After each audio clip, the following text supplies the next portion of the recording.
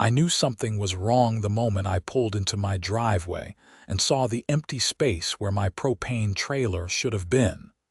My name is Keith Patterson, and I had lived in the Riverside Meadows subdivision in Des Moines, Iowa for 3 years.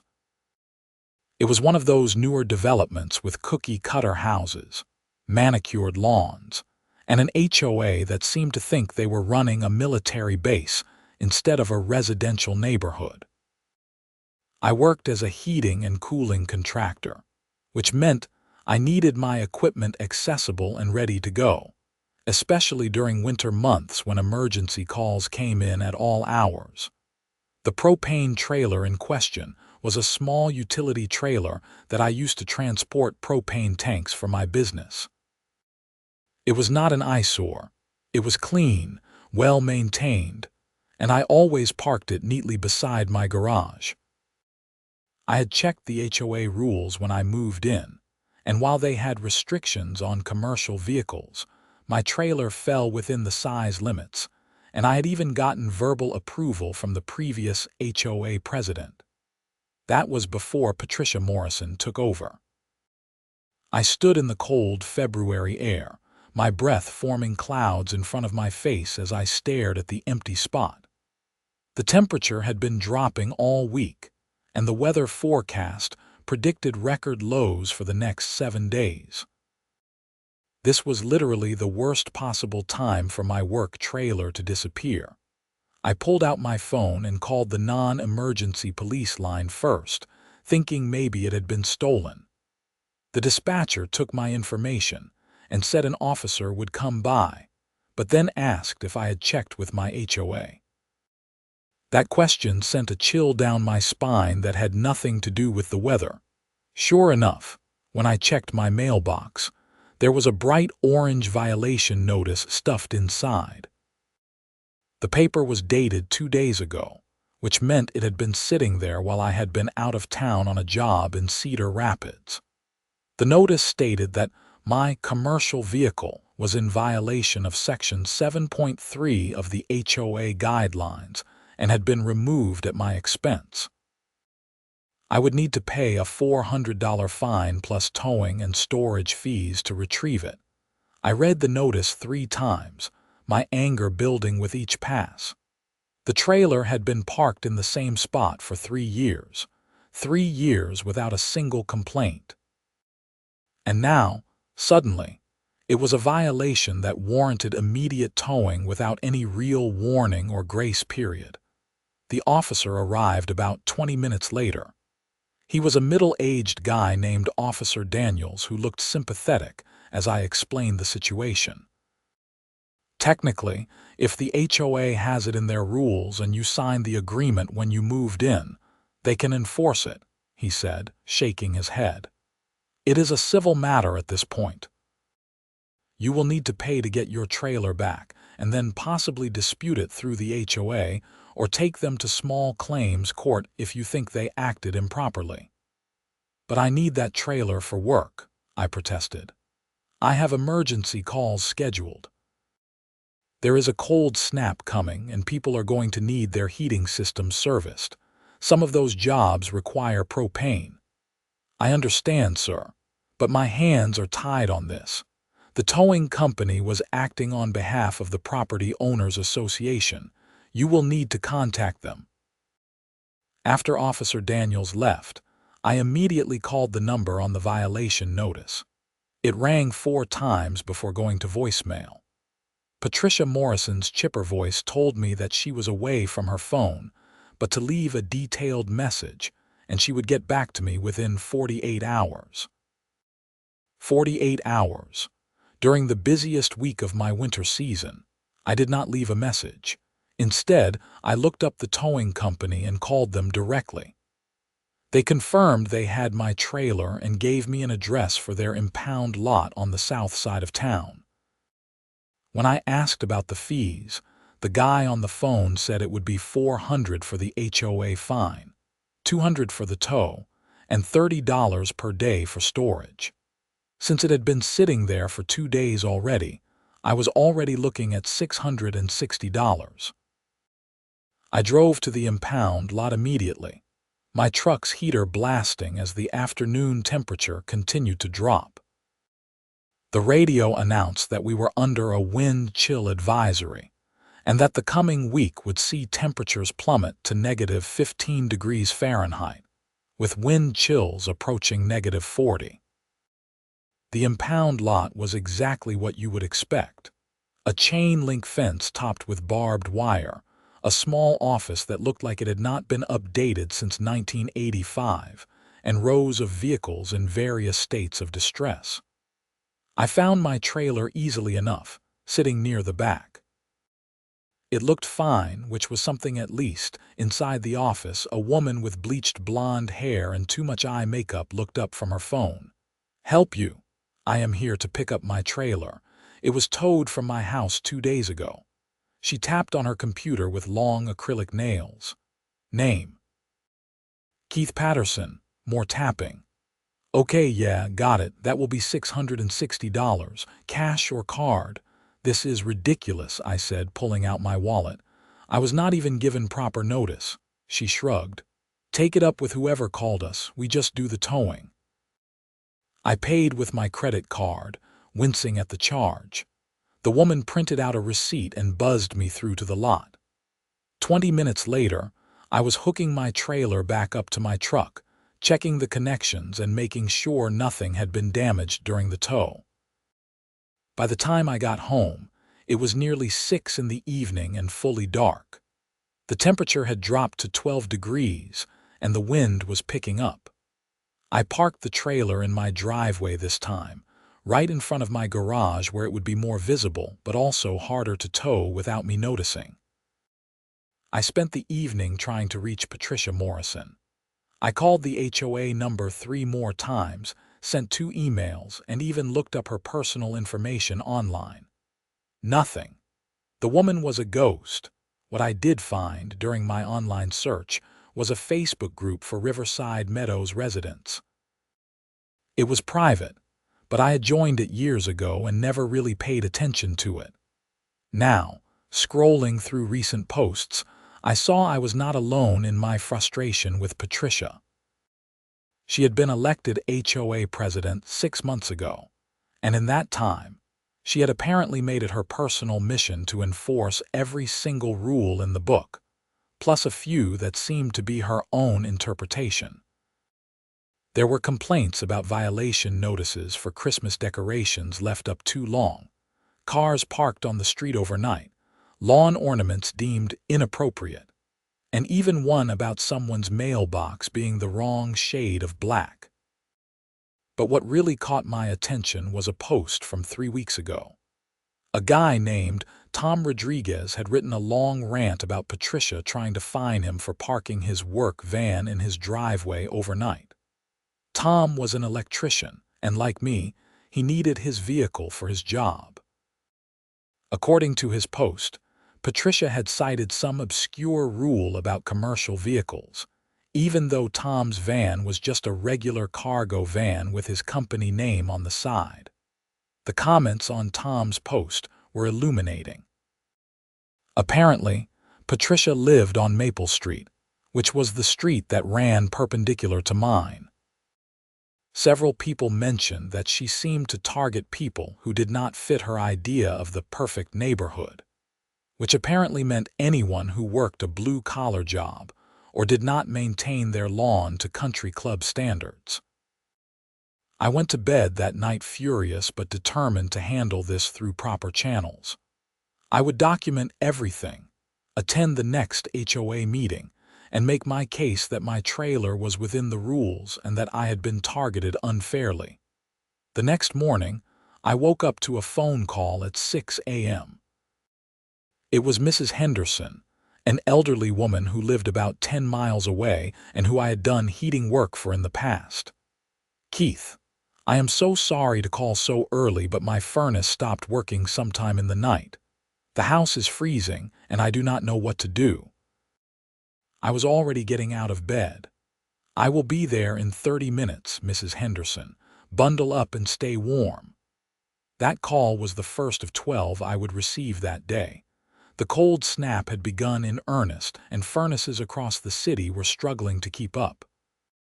I worked from 7 in the morning until 11 at night, running from house to house, fixing broken thermostats, replacing failed ignitors, and in 2 cases, delivering and installing emergency propane heaters for people whose systems were beyond quick repair.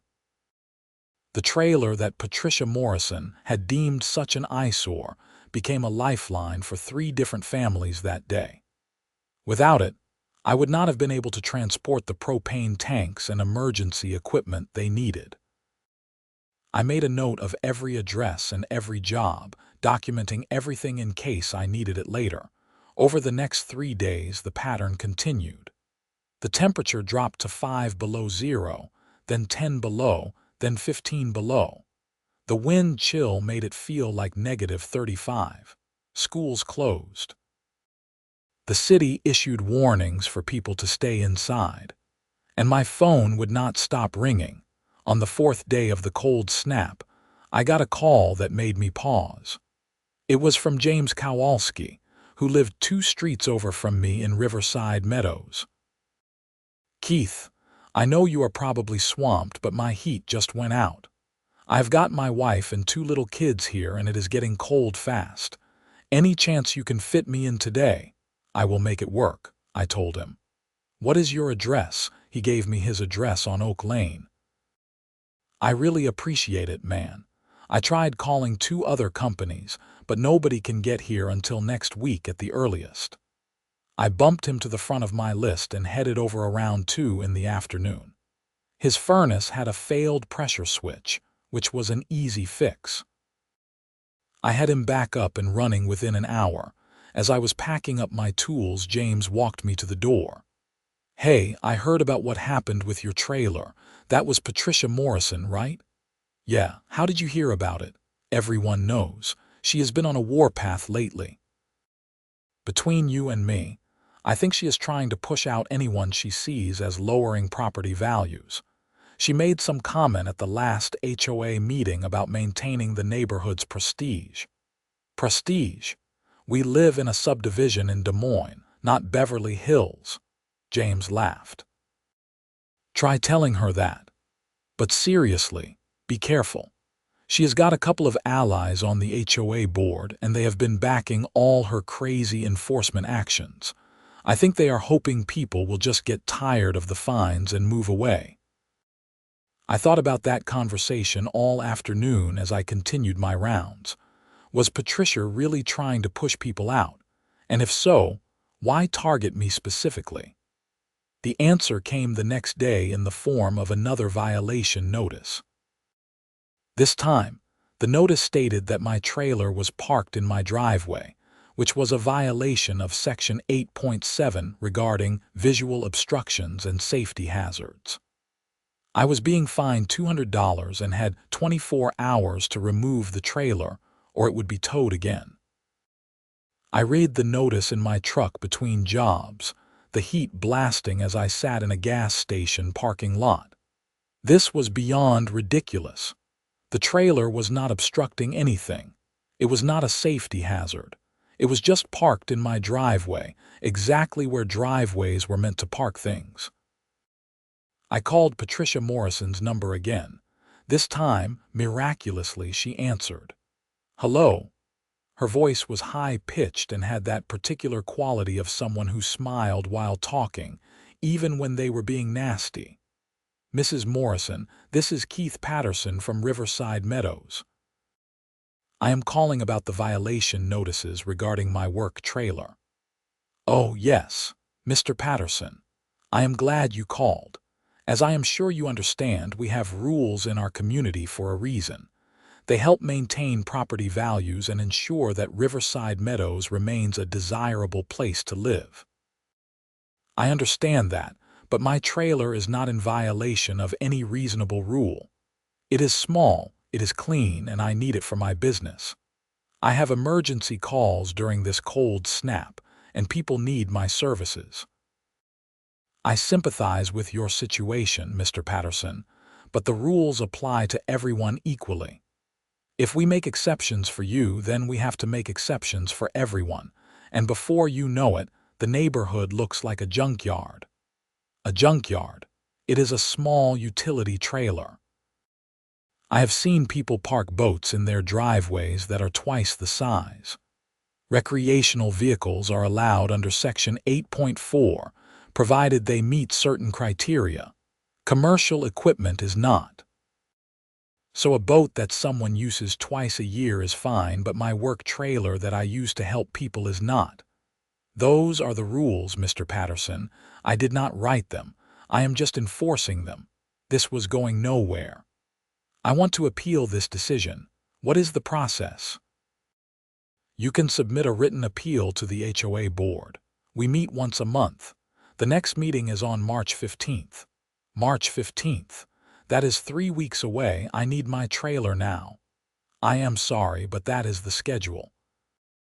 In the meantime, you will need to comply with the violation notice or face additional fines and towing. This is completely unreasonable. Mr. Patterson, I am going to give you some advice. Fighting the HOA rarely ends well for homeowners. It is much easier to just follow the rules. Now, if you will excuse me, I have other matters to attend to. She hung up before I could respond. I sat in my truck, gripping the steering wheel so hard my knuckles turned white. The rage I felt was not just about the trailer or the fines. It was about the smug certainty in Patricia Morrison's voice, the casual dismissal of my livelihood, and the complete lack of common sense in enforcing rules during a legitimate emergency. But I am not someone who gives up easily. If Patricia wanted to play hardball, I could play too. I spent that evening researching Iowa HOA laws and regulations. What I found was interesting. While HOAs had broad authority to enforce their rules, they were also bound by certain legal requirements. They had to provide adequate notice before taking enforcement action. They had to apply rules consistently, and they could not enforce rules that were arbitrary or capricious. Patricia's targeting of me, especially given that other people had similar equipment without being cited, might constitute selective enforcement. The fact that she had towed my trailer with only a 2-day notice, which I had not even seen because I was out of town, might violate the notice requirements. I started documenting everything. I took photos of my trailer from multiple angles, showing how it was neatly parked and not obstructing anything. I drove through the neighborhood and took photos of other vehicles, including several boats, an RV that was significantly larger than my trailer, and even one house that had a work van parked in the driveway. I also went back through the HOA rules with a fine-tooth comb. Section 7.3, which Patricia had cited in her first violation notice, said that commercial vehicles over 3/4 ton or 20 feet in length were prohibited from being parked in view of the street. My trailer was 12 feet long and weighed less than half a ton. Section 8.7, cited in the second notice, said that driveways must be kept free of obstructions that impede normal vehicle access or create safety hazards. My trailer was not impeding access to anything, and there was no safety hazard. I was building a case. The next morning, I moved my trailer to a storage facility about 15 minutes away. It cost me $85 a month, and it meant I had to drive there every morning to pick it up and every evening to drop it off, adding an extra hour to my already long workdays. But I did not have much choice. I could not afford to keep paying towing fees and fines. The cold snap continued. Day 6 brought temperatures of -12 degrees with wind chills hitting -42. The city was essentially shut down. Only emergency services and essential businesses were operating. My phone continued to ring with desperate calls from people whose heating systems had failed. On day 7, February 14th, ironically Valentine's Day, I got a call that changed everything. Is this Keith Patterson? The voice was male, official sounding. Yes, this is Keith. This is Detective Morris with the Des Moines Police Department. I am calling about a situation in the Riverside Meadows subdivision, specifically on Maple Street. We have received multiple reports of residents without heat, and your name came up as someone who does heating repair in the area. My stomach dropped. What is going on? The main gas line that services Maple Street has been shut off. Commonwealth Gas cut the service this morning due to a safety issue. We have about 30 houses without heat in sub-zero temperatures. The gas company says it will take at least 48 hours to fix the problem, possibly longer. We are trying to arrange alternative heating for the residents, and your name was given to us by several people as someone who might be able to help. Of course. What do you need? Can you provide temporary propane heaters? We are setting up an emergency shelter at the community center, but some residents do not want to leave their homes, and we have a few elderly folks who probably should not be moved in this weather. I can do that. How many units do you need? As many as you can provide. The city will cover the cost. I did not hesitate. I will be there in an hour. I drove to the storage facility, hooked up my trailer, and loaded it with every propane heater and tank I had in stock. Then I stopped by a supplier and bought out their entire inventory of emergency heaters, loading them into my truck bed. When I arrived at Maple Street, it was organized chaos. Police cars, fire trucks, and city vehicles lined the street. People were standing outside their houses bundled in winter coats, their breath visible in the frigid air. A warming bus was parked at the corner, its engine running. Detective Morris met me near the center of the block. He was a tall black man in his 40s, wearing a heavy police parka. You must be Keith Patterson. Thank God. We have got people who have been without heat for 6 hours now. Interior temperatures are dropping fast. Just point me where you need me. Over the next 4 hours, I worked my way down Maple Street, setting up propane heaters in houses where residents refused to leave or could not be safely moved. I showed people how to operate the units safely, made sure their carbon monoxide detectors were working, and in several cases, installed new detectors I kept in my truck for emergencies. It was during this process that I realized something interesting. Maple Street was where Patricia Morrison lived. And sure enough, when I got to 847 Maple Street, there she was. The house was a large colonial with white siding and black shutters. Patricia stood in the doorway, wrapped in a thick fur coat, watching as I set up a heater in her neighbor's living room. When I emerged from the neighbor's house, Patricia called out to me. "Excuse me, are you providing heaters?" I walked over, my equipment bag in hand. "Yes, madam. Are you without heat?" "Yes, since this morning. It is absolutely freezing in there. My husband is inside with our 2 dogs and we are worried about them." I looked at her, really looked at her for the first time. Patricia Morrison was exactly what I had pictured.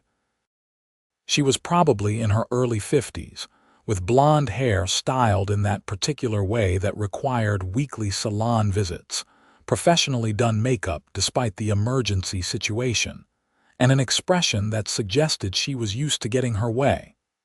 "I can set you up with a heater," I said slowly. "It will take about 20 minutes.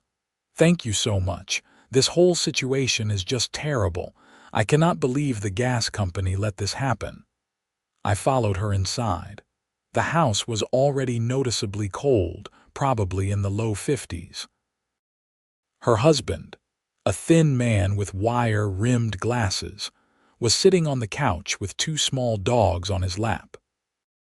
As I set up the heater, Patricia hovered nearby, talking constantly about the inconvenience and how unacceptable it was that the gas company had not given them warning, and how she was going to file complaints.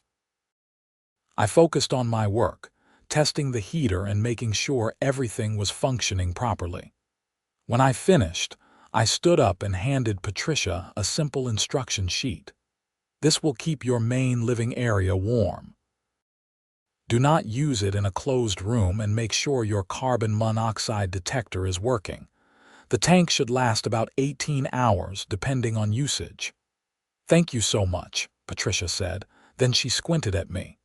Wait, you look familiar. Do I know you, Keith Patterson? I live on Willow Lane, 2 streets over. I watched as recognition dawned on her face, followed quickly by a flash of discomfort. Oh, you are the one with the trailer. That's right. The trailer you had towed during the coldest week of the year. The trailer I am currently using to bring propane to keep you and your neighbors from freezing. Patricia's face flushed. Well, the rules are, it is not personal. It is just about maintaining standards. Right, standards. I picked up my bag. The heater is all set. Stay warm. I walked out before she could say anything else. The satisfaction I felt was petty, maybe, but it was real. Over the next day and a half, I continued to service the residents of Maple Street. I made multiple trips to refill propane tanks and check on the heaters I had installed. The gas company worked around the clock to repair the damaged line, and finally, on the evening of February 15th, they restored service. By that point, the temperature had started to climb. The worst of the cold snap was over. It was still below zero, but the wind had died down and the weather forecast predicted a warming trend. I was exhausted. I had worked essentially nonstop for 8 days, gotten maybe 4 hours of sleep a night, and driven hundreds of miles around the city. But I had also helped keep dozens of families warm during a dangerous cold snap, and that felt good. The story could have ended there. I could have let Patricia Morrison's hypocrisy slide, collected my payment from the city for the emergency services, and moved on with my life. But then I got a call from Tom Rodriguez, the electrician I had seen complaining about Patricia on Facebook. Keith, I heard what happened on Maple Street. That is some poetic justice right there. Patricia Morrison getting heat from your trailer after she had it towed. Word travels fast. Man, everyone in the neighborhood is talking about it. But listen, I wanted to give you a heads up. A bunch of us are fed up with Patricia and her power trip. We have been talking about organizing a petition to recall her as HOA president. Would you be interested in being involved? Absolutely. Great. We are meeting tomorrow night at 7 at my place. I will text you the address. Bring any documentation you have of Patricia's violations or selective enforcement. I spent the next day catching up on sleep and organizing all the evidence I had gathered. The photos of my trailer, the violation notices, the photos of other vehicles in the neighborhood that were not being cited, and a detailed timeline of events. I also printed out screenshots from the Facebook group showing other people's complaints about Patricia. Tom's house was full when I arrived the next evening. There were at least 20 people there, all homeowners from Riverside Meadows. I recognized some faces from around the neighborhood. Tom called the meeting to order. Okay, everyone, thanks for coming. I think we all know why we are here. Patricia Morrison has been abusing her authority as HOA president, and it is time to do something about it. There was a general murmur of agreement. The way I see it, Tom continued, we have 2 options. 1, we can file individual complaints and hope the rest of the HOA board takes them seriously. 2, we can organize a recall petition. According to our HOA bylaws, if 15% of homeowners sign a petition calling for a recall vote, we can force a special election. How many signatures is that? Someone asked. Riverside Meadows has 247 homes. 15% is about 37 signatures. I think we can easily get that. For the next 2 hours, we shared stories. A woman named Carol had been fined for having the wrong color flowers in her front garden. A man named Dennis had been cited for parking his car on the street overnight when his garage door opener broke, and he could not get a repair person until the next day. Someone else had been fined for having a lawn ornament that Patricia deemed tacky. But the most disturbing story came from a young couple named Mike and Sarah. They had adopted a child from China the previous year, and Patricia had apparently made several comments about how those people were going to bring down property values. When Mike confronted her about it, Patricia had filed a harassment complaint against him with the HOA board. "That's not just abuse of power," I said. "That is straight-up racism." "We thought about filing a discrimination complaint," Sarah said quietly, "but we are new to the neighborhood and we did not want to make waves. Now I wish we had." By the end of the meeting, we had a plan. We would draft a formal recall petition, gather signatures, and force a special election. We would also compile all evidence of Patricia's misconduct and selective enforcement to present at the recall hearing. Tom volunteered to draft the petition. I volunteered to help gather signatures and document additional evidence. Over the next 2 weeks, we worked systematically. The petition was professionally worded, citing specific instances of abuse of authority, selective enforcement, discriminatory behavior, and conduct unbecoming an HOA president. We went door to door, talking to neighbors and explaining the situation. The response was overwhelming. Within 5 days, we had 63 signatures, nearly double what we needed. People were angry. Patricia had made a lot of enemies in her 6 months as president. We submitted the petition to the HOA board on March 1st. According to the bylaws, they had 10 days to review it and schedule a recall hearing. During this time, Patricia was not idle. She started her own campaign, sending out letters to homeowners claiming that the recall effort was being led by disgruntled individuals who refused to follow basic community standards. She held a meeting at her house for her supporters, where she apparently painted herself as the victim of a vendetta. But her support was thin. Most people either actively disliked her or just did not care enough to defend her. The recall hearing was scheduled for March 12th at the community center. The turnout was massive. Over 100 people showed up, filling the main room beyond capacity. The HOA board consisted of 5 members: Patricia as president, 2 vice presidents named Helen and Richard, a secretary named Lisa, and a treasurer named George. Helen and Richard were Patricia's allies. Lisa and George were neutral. The hearing was formal, with specific rules about presentation of evidence and speaking time. Tom was our designated representative, but several of us had prepared statements. Tom went first, outlining the basic case against Patricia. He was calm, organized, and persuasive. He cited specific bylaw violations and presented evidence of selective enforcement. Then I spoke. I told the story of my trailer being towed during a cold snap emergency, showed photos of other similar vehicles that were not being cited, and explained how Patricia's actions had nearly prevented me from helping people during a crisis. Mike and Sarah spoke about the discriminatory comments Patricia had made about their adopted daughter. Carol spoke about being fined for flowers. By the time we finished, Patricia looked furious. Her face was red, and she kept whispering urgently to Helen and Richard. When it was Patricia's turn to respond, she was defensive and aggressive. She insisted that she had just been following the rules, that she was being targeted because she had high standards, and that the recall effort was really about a few troublemakers who wanted to turn Riverside Meadows into a slum. It was the wrong tone to take. People in the audience started murmuring and shaking their heads. The board deliberated for 30 minutes in a closed session. When they returned, George, the treasurer, read the decision. After reviewing the evidence and hearing testimony from both sides, the board has voted 3-2 to proceed with a recall election. The election will be held on March 26th. All homeowners in good standing will be eligible to vote.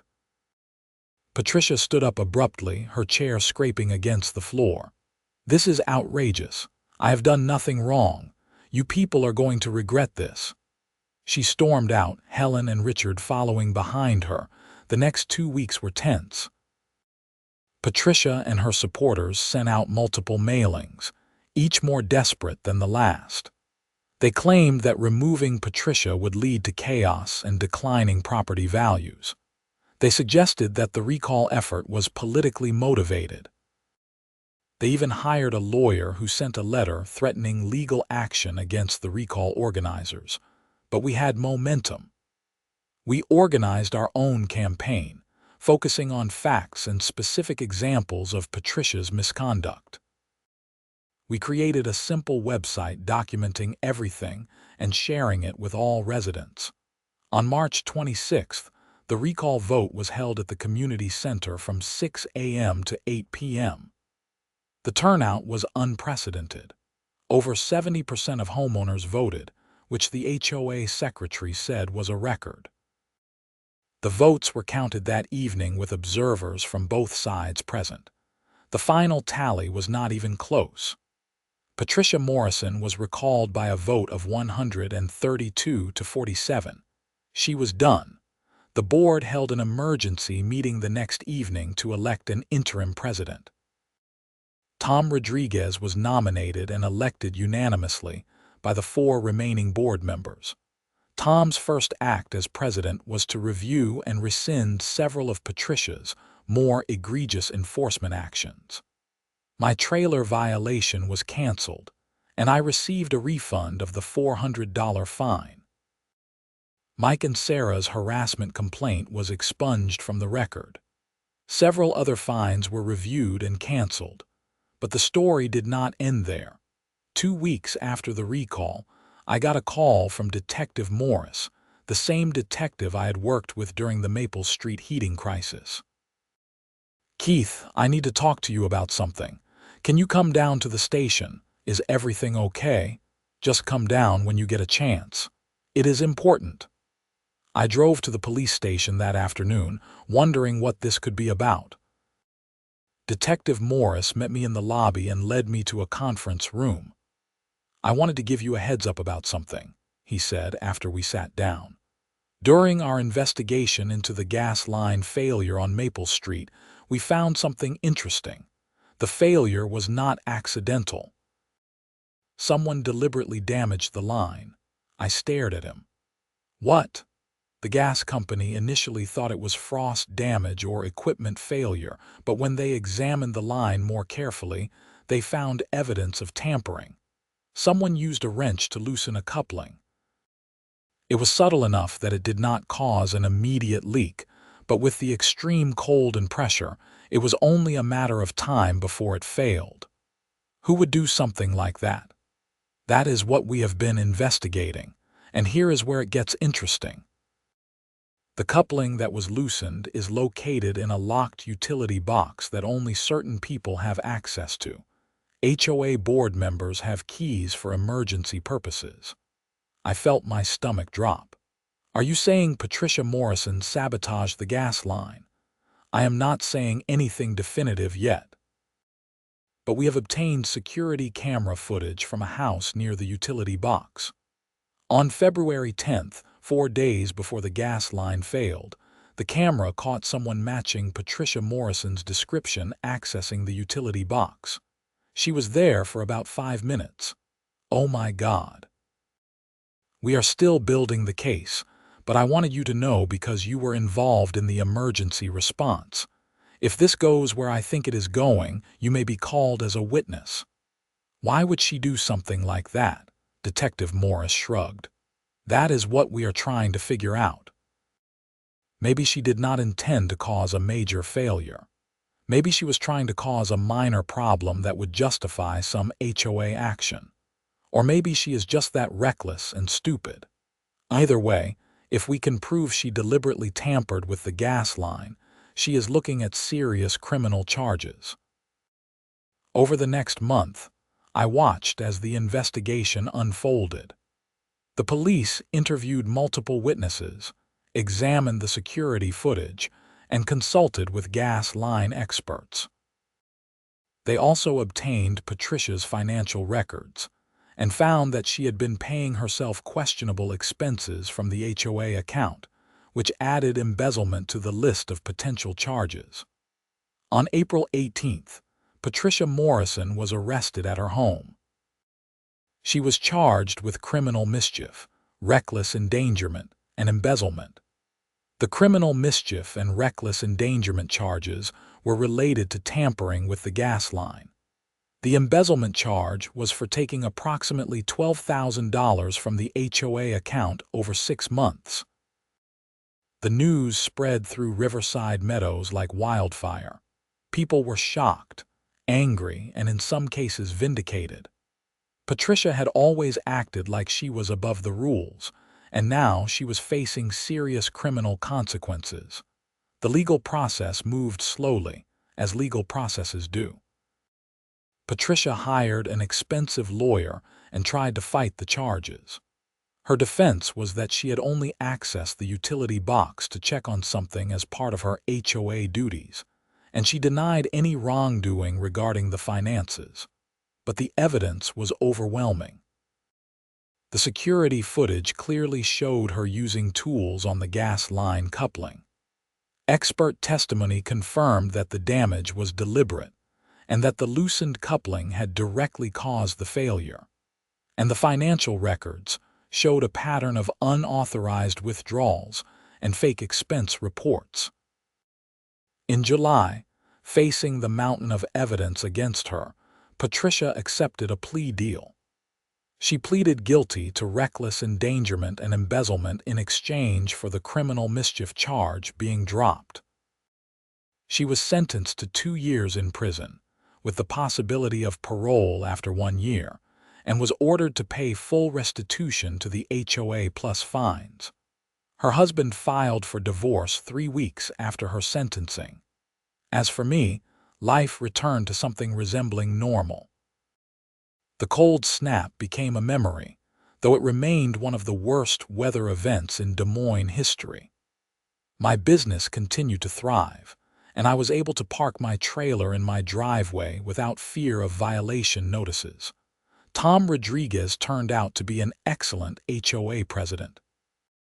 He took a common-sense approach to rule enforcement, focusing on actual problems rather than petty violations.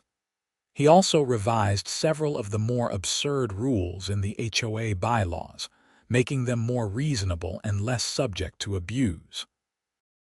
The Maple Street gas line was fully repaired and upgraded with additional safety features. The city conducted a review of all utility infrastructure in residential areas and implemented new security measures for utility access points. I never forgot the lesson of those 2 weeks in February. Power, even the small power of an HOA presidency, can corrupt people. Patricia Morrison had let her position go to her head, using it to bully and control her neighbors. She had been so focused on enforcing her vision of a perfect neighborhood that she had lost sight of basic human decency. But I also learned that communities can come together when needed. The neighbors who signed the recall petition, the people who showed up to the hearing, and the residents who supported each other during the crisis, all of them proved that collective action matters. One warm evening in August, I was sitting on my front porch after a long day of work. My trailer was parked neatly beside the garage, fully loaded and ready for the next day's jobs. The sun was setting, casting long shadows across the lawn. Tom Rodriguez walked by with his dog, a golden retriever named Charlie. He waved and came up the driveway. "Hey Keith, how is it going? Cannot complain. Just enjoying the peace and quiet. Peaceful is good. Speaking of which, we have got the next HOA meeting coming up next week. You should come. We are voting on some updates to the common areas. I will try to make it. Depends on my schedule. Tom looked at my trailer and chuckled. You know, I still think about Patricia's face when she realized you were the one bringing the heater to her house. That must have been something. It was satisfying, I will admit. Karma is real, man. She spent months making people's lives miserable over petty stuff, and in the end, it all came back on her. Sometimes the universe has a sense of humor. After Tom left, I sat there thinking about everything that had happened.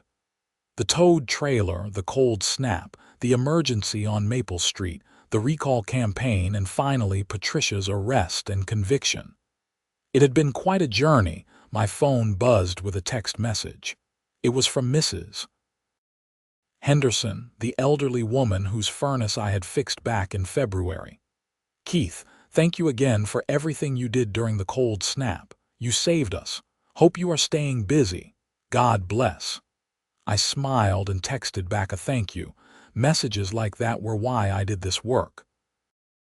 Not for the money, though that was nice, but for the satisfaction of helping people when they needed it most. The evening cooled as the sun dipped below the horizon. Lights began to flicker on in houses up and down the street. Somewhere a few blocks away, kids were playing, their laughter carrying on the summer breeze. A car drove by slowly, the driver waving as they passed. This was what a neighborhood should be. Not perfectly manicured lawns and rigid enforcement of arbitrary rules, but real people living real lives, supporting each other when times got tough. I thought about Patricia sitting in a prison cell somewhere, probably still convinced she had been right all along. Some people never learn. They cannot see past their own need for control and validation. In her mind, she had been maintaining standards. In reality, she had been a bully with a title. The HOA had implemented new safeguards after Patricia's crimes came to light. Board members now had term limits. Financial transactions required dual approval. Enforcement actions had to be approved by at least 3 board members, not just the president. And there was a formal appeals process that did not require waiting for a monthly meeting. These changes would not prevent all problems, human nature being what it is, but they would make it harder for any one person to abuse their authority the way Patricia had. As I sat there in the gathering darkness, I realized I felt grateful. Grateful that I had stood up to Patricia instead of just accepting the violation notices. Grateful for neighbors like Tom who were willing to organize and take action. Grateful that the legal system had worked, slowly but surely, to hold Patricia accountable for her crimes. And yes, grateful for the timing of that cold snap, as terrible as it had been. Without it, Patricia might have continued her campaign against me and others indefinitely. The gas line failure, which she had caused herself through her recklessness, had been the beginning of the end for her reign of terror. I went inside as the mosquitoes started to come out. The house was cool and comfortable, the air conditioning humming softly. I made dinner, watched some television, and went to bed early. Tomorrow would be another busy day of service calls and repairs, but before I fell asleep, I took a moment to appreciate the simple fact that my trailer was parked outside, legally and without fear of towing. It seemed like such a small thing, but it represented something larger. The right to make a living without harassment. The right to be treated fairly by the people in positions of authority. The right to live in peace in your own home. These were not grand philosophical concepts. They were basic human dignities that everyone deserved. Patricia Morrison had tried to take those dignities away, using her petty authority to make people feel small and powerless. She had failed. The neighborhood had survived her. People had stood together, documented the abuses, followed the proper procedures, and ultimately won. And when Patricia had committed actual crimes, the justice system had held her accountable. It was not a perfect ending. Some people had been hurt by Patricia's actions. The gas line failure could have been much worse. People could have died if the leak had been different or if the response had been slower. And Patricia's husband and family were suffering consequences they did not necessarily deserve, but it was a just ending. Patricia was serving time for her crimes. The HOA was under better leadership, and the neighborhood had learned valuable lessons about the importance of accountability and community action. As spring turned to summer, and summer turned to fall, life in Riverside Meadows continued its normal rhythm. Children went back to school. Leaves changed color and fell from trees. Furnaces that had been idle since spring fired up again as temperatures dropped. I continued my work, responding to service calls and helping people keep their homes comfortable. The trailer that had caused so much drama sat faithfully beside my garage, a tool of my trade and a reminder of the events of the previous winter. Occasionally, I would drive past Patricia's old house on Maple Street. New owners had moved in during the summer, a young family with 3 kids. They had painted the front door a cheerful red and planted colorful flowers along the walkway. The house looked happier somehow, as if it was relieved to be free of its previous owner.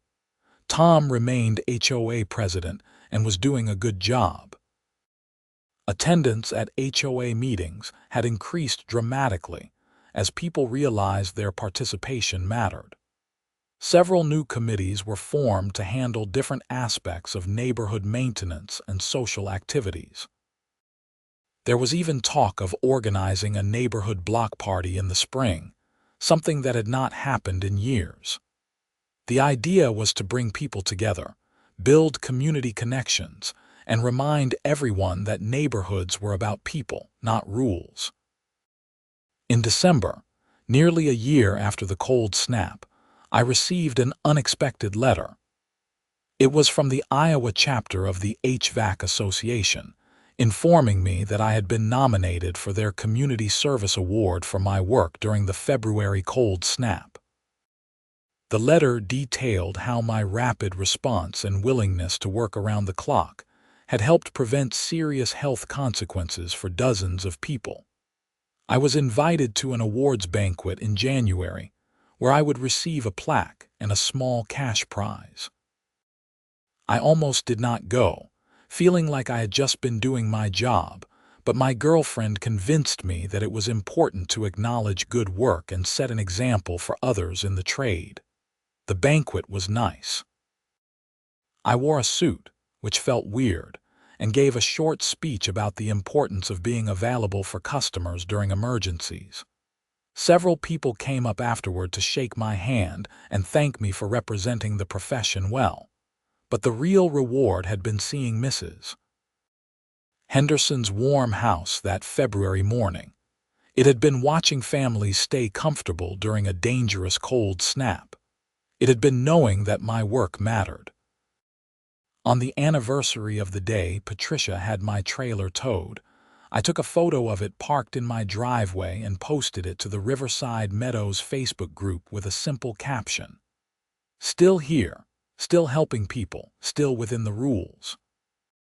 The post got over 100 likes and dozens of comments, most of them laughing or supportive.